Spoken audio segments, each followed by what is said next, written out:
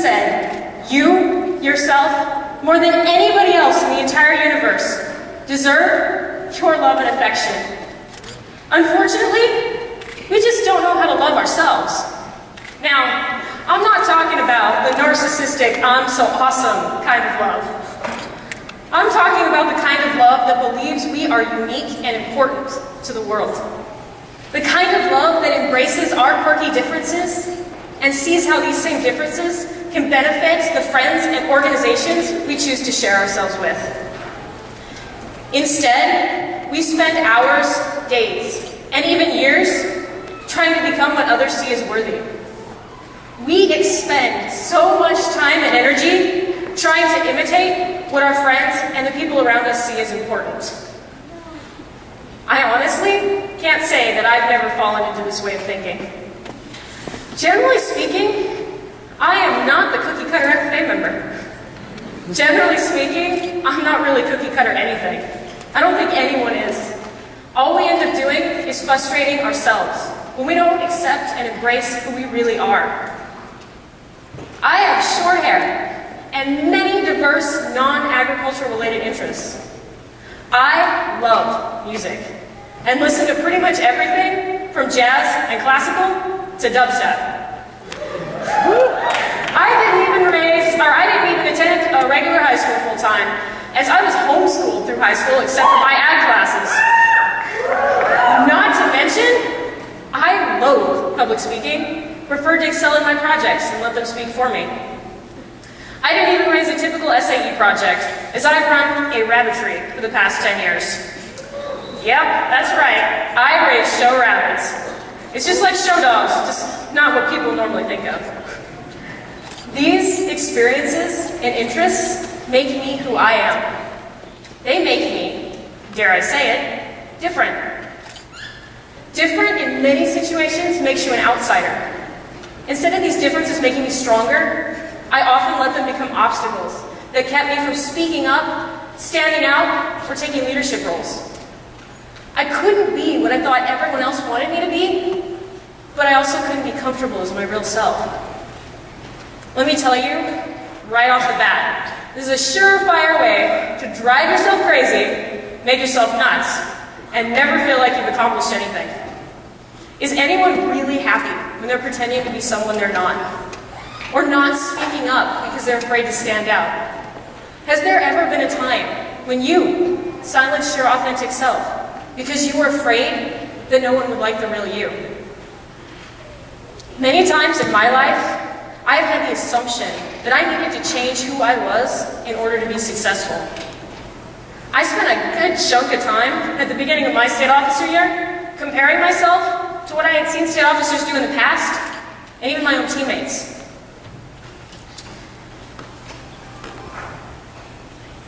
I spent so much time and energy comparing myself to what others were and what they were good at and trying to be just like them that I never stopped to think, maybe I was good at things too. I was terrified that my best wouldn't be good enough and was afraid of people questioning why I was a state officer.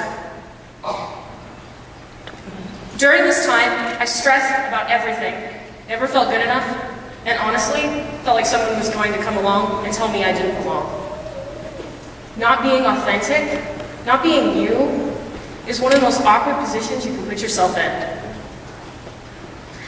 At some point this year, I put aside my assumptions of what I thought a state officer should be. I stopped comparing myself to the people that came before me and those I served with. I realized that the basic definition of service is to give of yourself. And there was no way I could do that effectively while pretending to be someone else. In reality, the only way to give of yourself is to be exactly who you are. However, showing the world who you are requires courage. Courage and the ability to see yourself not as different, to see yourself as unique. It's a shift in mindset, and it requires that you take a completely new inventory of what you can do that is uniquely different, not what makes you weird. Different doesn't make you weird. It makes you special, it makes you unique, and it makes you shine.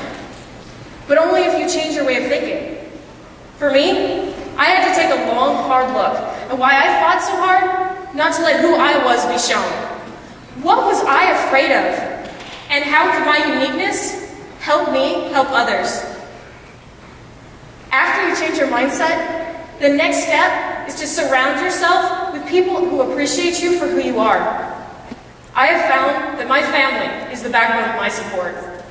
They've fed my dreams, no matter how crazy or out there they may have seemed at the time, and never judged me for wanting to try new things. They never told me I couldn't do something. They may have told me the obstacles in the way of accomplishing what I wanted, but they never said I couldn't do it. My teammates look at my differences as an asset to their lives. My friends see my strengths and allow me to work in the areas that I am best at. They offer constructive criticism without cutting down my ideas or who I am as a person. People who have your best interests at heart will never tear down your aspirations, beliefs, or dreams. Who are those people in your life that you can talk to and you trust? These are the people you need to surround yourself with. Knowing you can trust someone is knowing they'll be completely honest with you. The next step into embracing your authentic self is to throw yourself into service for others.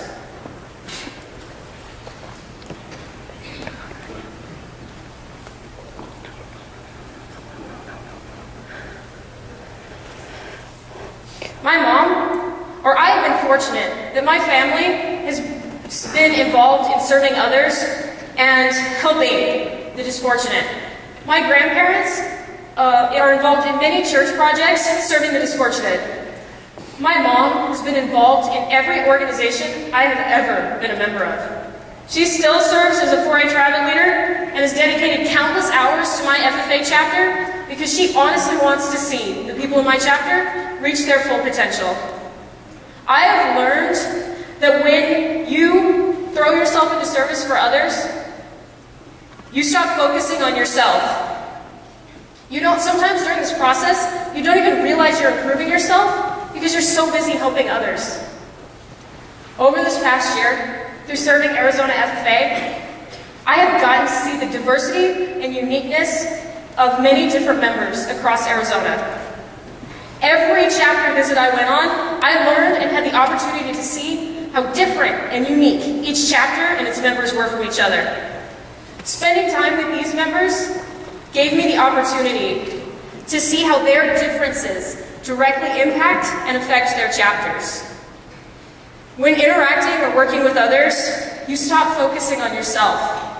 You become so involved in helping others reach their goals that what you can and cannot do becomes insignificant. What is truly important is their goals. It's a shift in mindset. And it's this shift in mindset that honestly helps us realize our own potential. Differences, we see what we can do to encourage others, and our differences become our assets. The author, Ian Wallace, seems to summarize it best. Why are you trying so hard to fit in when you were born to stand out? All of us have something unique and different to bring to the table just by being authentic. Being authentic and being yourself is one of the most powerful places you can reach as an individual. When you start truly being yourself, people begin to love you for who you truly are. And by being authentic, you give them the opportunity to do the same to you without even knowing it. It's a chain reaction. So stop comparing yourself to others. Live in the moment. Find those people who encourage your dreams. Because in reality, you're not like anyone else. You're special, you're unique, and you're different. And in reality, that's what makes you authentically